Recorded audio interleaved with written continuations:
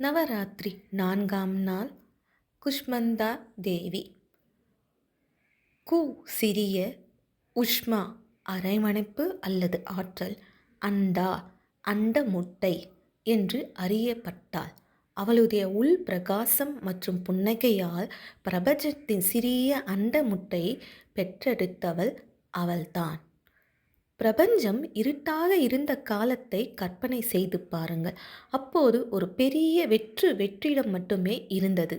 மாதா குஷ்மந்தா தனது எளிமையான தெய்வீக மற்றும் பிரகாசமான புன்னகையுடன் முழு பிரபஞ்சத்தையும் சிறிய பிரபஞ்ச முட்டை படைத்தார். அவளுடைய வலிமை மிகவும் மகத்தானது. அவள் சூரியன் மையத்தில் அதன் ஆற்றலை தக்க வைத்துக் கொள்வதாக கூறப்படுகிறது. மாதா குஷ்மந்தா 8 கரங்களுடன் வெளிப்பட்டார். அஷ்ட பூஜா வடிவில் வெளிப்பட்டார். அவர் ஒவ்வொரு கரத்திலும் ஒரு சக்தி வாய்ந்த கருவி இருந்தது.